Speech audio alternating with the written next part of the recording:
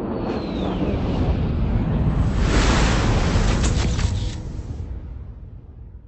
I think it's good afternoon, so thanks very much everyone for coming this afternoon. I've called today's media conference to announce that the board of the Essendon Football Club has today accepted, with immediate effect, my resignation as Chief Executive Officer. This is not the first time that I've offered my resignation to David Evans and the board since the beginning of February. As it became clear to me the extent of damage arising from the supplement program at Essendon in 2012, and in particular the lack of proper processes surrounding that program, I immediately offered my resignation, which at that time was not accepted. To those who think I should have stood down immediately, while I fully understand, and as my offer of resignation showed, I had a similar first instinct, in the circumstances, the appropriate course of action, and the one I took, was to take responsibility and work closely with David Evans and the board in setting a path forward for the club.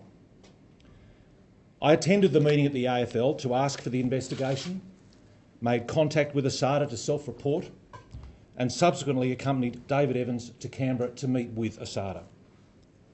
I then began the process of talking to our staff, players and their parents, corporate partners, coterie groups and members about the issues and seriousness of the impending investigation. We threw ourselves into fully participating with the external inquiries, the legal issues that have arisen, the need for external medical and pharmacological advice, the stresses and worries of the playing group and their families, and the pressures on the hard-working administrative staff. As I said, my task was to work with David Evans, the board and staff to see the club through this crisis to a point of stability. Now is the right time for my resignation. I supported completely the board's decision to appoint Dr. Ziggy Switkowski to conduct a review of our governance processes. Ziggy's look into our governance processes has been healthy and incredibly important to the club. And as he said in his recommendations, a club CEO must be accountable for everything that happens within their organisation. To summarise his words, staff cannot bypass him, boards must work through him, and commercial priorities must not consume so much of his time that there is not proper oversight of the football operations. I wholeheartedly agree. We now know a lot happened at this club in 2012 that just should not have happened. We let down our players and their families. How seriously we let them down is still a matter under investigation. But I sit here today saying that our club let those people down and there is no excuse in not knowing. And as CEO, I am accountable and I accept that accountability. There is still a way to go with the ASADA AFL investigation, and there is still much work for the board of the Essendon Football Club to do. The focus of this work must remain with a primary view to the players. I have a firm belief that David Evans and the board of the club will continue to provide the leadership and guidance that will see the club emerge stronger for this experience. Now is the right time for the board to look for and appoint a new CEO to oversee the changes that must continue to happen at this great club to make sure they continue to see this club through a very challenging period. I've committed to David that I will do whatever is asked of me in paving the way for a smooth transition for my successor. I've been working in sport for over 20 years. I work in sports administration because I deeply believe in the positive role that sport plays in our community and in our lives. I've been extremely privileged to have worked at the Essendon Football Club, which in only a few short weeks turns 140 years young, with some really wonderful people. You all know the quality of David Evans, and I wish David and the board well in continuing to rebuild the club and its reputation. But the real unsung heroes of this club are people whose names are never in the paper and never get the recognition they deserve. The great people at this club are taking the calls from the public, talking to our passionate members, looking after our corporate partners and sponsors, and of course, and most importantly of all, looking after and supporting the football team. I want to place on record my thanks to everyone that I've had the privilege of working with and alongside in my 4-year tenure at Windy Hill, and in particular, the executive team who have shown great loyalty, strength of character and leadership. Further, I want to acknowledge my assistant Lisa Rossetti for her outstanding personal support. They've been a team I've been extremely proud to have led. The club has record membership, strong corporate partners, and is on the verge of moving from its traditional home to a fantastic and exciting new facility at Melbourne Airport. None of those things happen by chance. They are all down to the collective commitment of some fantastic people. I hope that in time, these achievements will also be remembered as part of my contribution to the Essendon Football Club. I've also greatly valued the support I've received from within the AFL industry during these difficult times for the club. I also want to thank my family. I'm grateful for their enduring and unconditional support. A lot of criticism has been levelled at the Australian Crime Commission, ASADA, and the now infamous Blackest Day in Sport press conference. I want to make it really clear, from my point of view, knowing what I now know, that we must use these events as a turning point in sport. As David Evans has said, if you care about sport, then respect the people who are trying to investigate what happened. If there is a line in the sand, I want to be on the side of those who put first the health and safety of players and the underlying fairness of the game. I've learned a lot over the last few months, and I hope that my commitment to the club and to doing the right thing during this period will serve to make some amends for the serious failings of last year. I am now going to commit myself to becoming a better sports administrator. Working through this period has taught me a lot, and the passion I have to work in this industry is undiminished. Finally, can I finish by extending my every best wish for success to James and Job as the two leaders of our football team, not just for this week's blockbuster Dreamtime clash at the MCG, but in the coming weeks, months and seasons that lie ahead. Thank you. So thanks, Ian. I'd like to make some comments as well. I'll read from a statement. Well, I'm here today representing the board, and I want to make public our thanks to Ian Robson for the last 4 years. We've accepted Ian's resignation, and I think his statement is a testament to him as a person and indeed a professional. I know that this is not the way Ian nor the board wanted his term to finish at Essendon. I want to reinforce what Ian has said, that he did offer his resignation earlier, but it was my strong view that we needed him to assist in getting the club through the first phase of this distressing and difficult time. The last 4 months have been incredibly tough as we have tried to keep our players, families, members and sponsors informed as much as possible, while cooperating with the external authorities. This has put a lot of pressure on the club, and I have nothing but the highest praise for the role that Ian Robson has played in stabilising and leading the club through this time. Ian was part of the decision-making that led us to self-report to the AFL and to ASADA, and he not only supported the board's decision to conduct the external review, he assisted in opening the club up to Dr. Swiskowski to ensure that he and all that was required to prepare for the report was done into the club's governance. As Ian has made clear, any good CEO must be accountable for the failures that have happened in their organisations, and there's no doubt that the club has made mistakes in 2012. On the back of Ziggy's report, Ian has put his hand up today to accept accountability for what has happened on his watch, but I also hope that in time he does get the recognition for the great things that he's done for our club.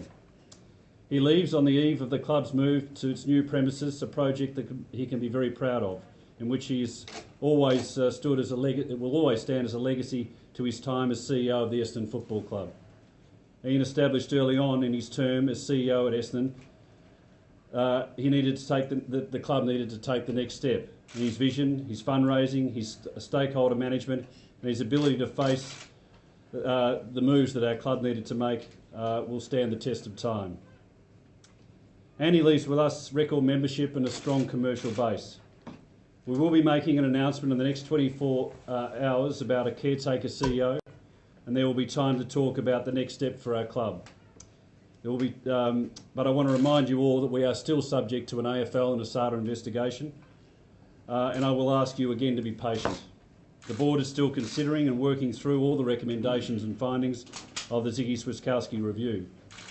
But today I do want to focus on Ian. He will be missed by the staff and by the team. He has truly been a great servant of the Essendon Football Club over the 4 years, and those of you who know him know what a cheerful and good-natured person he is. But what I've learnt over the last few months is how incredibly resilient and strong he is under pressure, and in this crisis I personally thank him for his support that he's given myself and the board. And I'm happy to take some questions. Ian, do you take full responsibility then for what happened last year, you alone, or do you believe others should shoulder some of the responsibility? I think, Mark, I've made clear today that I embrace the findings of the Switkowski report, which says that the CEO should be across everything in organisations, whether they be AFL clubs or banks. The principle's quite clear, so I'm making clear I embrace that today and accept it completely. So, Ian, what did you do wrong? What did you do for someone with experience in sports administration? How did it break down? Well, I guess that's a matter that ultimately the board will reflect on and is within the detail of the Switkowski report, Tony. I think what at its most fundamental is that Ziggy put down a very clear and fundamental challenge. He acknowledged that I didn't know, but he also made it clear that CEOs should be across everything. And for that today, I'm accepting accountability, and it's for that reason that I have made known my resignation to the board today and been accepted. Ian, it's an honourable act, what you're doing at the moment for the club, but should others follow? I mean, is it you and you alone? I've made clear, Tony, my position as CEO, and there'll be now matters for change that David and the board and an incoming CEO can make with the benefit of fresh air and clear air that I would never have been able to do. So I believe that I've done the right thing by standing alongside David and the board through some of the mood swings and emotional swings of the last 3 months that have been surrounding the club and indeed inside the club. But I'm very clear and comfortable with my decision today. Would I like to stay? Of course, absolutely. But I recognise that this is the right and appropriate course of action as a CEO to take. Ian, did you ever see the famous Doc Reed letter? I'm not going to be drawn, Rob, on details today. That's a matter for the investigation. I will say this, that I was one of the first interviewed as part of the investigation over 3 months ago. Did you offer to resign more than once then? We had several conversations. I think in the first week I offered to resign twice. How hard has it been the last few months just to carry on as normal? Well, I think I said, Mark, that I was never going to cower in the corner and I was never going to run like a coward. I continued to exist at the gift of the board, and I was wanting to be strong for David, but frankly the entire football club. And I just think that now we've reached the point with stability in the season, stability in terms of where our membership and corporate base is at, that now is the right time. Is there any sense of relief for you? No, it's not relief, because there's still many things to play out, Robert. So I'm really passionate about the opportunity that I've had to work in sport, and as I've indicated, I remain committed to finding another way to make a contribution moving forward. So no, there's lots of emotions today. Relief's not one of them. Are you confident Ian, you'll be able to do that? You'll be able to find a future in sports? That will be for others to judge, but I guess I'm making clear that I still think I've got a lot to offer, and I know I'm better for this experience. And most importantly of all, I know I have the energy and commitment ready to go to look for other opportunities as and when they arise. Ian, you're being brutally honest about your own assessment of your own role. Have you let the club down, or have you let yourself down? Well, I suppose ultimately the board have accepted my resignation today because we've both embraced the same principle that irrespective of what took place, and I think Ziggy made clear in his report that I did not know, but he also makes candidly clear I should have known. It will be for others to judge whether the language you've used in your question is the right language. I'm simply saying today I accept that accountability completely and have offered my resignation, which has been accepted on that basis. David, is Ian's first of the number? I've said all along, Rob, I'm not going to get into discussions on personnel. We've set a process up from the word go back on the 5th of February. That process is not finished yet, and we will make the right decisions for our football club on our timetable, and we'll do it properly. But it'd be fair to say it's not entirely his fault what happened last year. It's other people's responsibility in the club as well. Ziggy's report talked to institutional failure, and I think the club has got to take responsibility for what took place in 2012. And I'll leave it at that. David, on this latest occasion that Ian came with his resignation, did you try and talk him out of it? Oh, look, Ian and I have been talking about this for several weeks, Tony, and as Ian said, it goes back to when this first broke, and we both decided the best thing to do is to stabilise the club. It was a pretty tumultuous time back then, and there was a lot of challenges. There still are some challenges ahead of us, but Ian has done an outstanding job over those 3.5 months in stabilising the club, the stakeholders, sponsors, members. As I've just said, we've got record membership. So the role that Ian played in doing that over the last 3.5 months was outstanding. So, the conversations were ongoing through that time. So why this week, though? Is there any reason for this week? Oh, as Ian said, I think we're starting to feel that whilst there are some challenges ahead of us, the club is now starting to stabilise, and Ian felt that this was the right time, and the board accepted his view. It's tough for Ian. I mean, you're judged on your commercial work. You've got a new facility, etc., sponsorship. Is it tough to be put to blame for maybe not micromanaging the footy department? Oh, Mark, when you accept roles as CEO, and I've had the good fortune of working in a number of different countries, a number of different codes, and a number of different CEO roles, but one thing doesn't change, that you are at, for right or for wrong, the front line of accountability. And for anyone who wants to embrace, a lot of people talk about their ambition to lead and to have responsibility that is attached with the positions of CEO. Today I'm demonstrating my fundamental commitment and belief to the most basic of which is that accountability rests with me. I accept that, and I look forward to moving on and standing. I'll be walking to the game on Saturday night with my kids and cheering the boys on from the stands. Ian, is James Hird still the right person to be coach, and should James Hird still be coach? Well, given now that I'm the former CEO, that question probably should go to the chairman.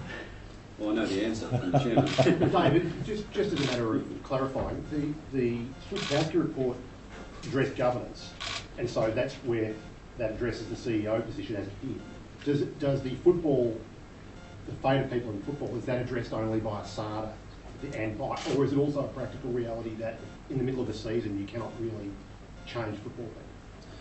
I go back to what I said before, that we set this process up back on the 5th of February, inviting the AFL and SADA to look at our football club. That process has probably taken a bit longer than what we first thought back then, but we've cooperated, we've been incredibly transparent. There will be some change as a result of not only Ziggy's report but also the investigation, which hopefully is nearing its completion.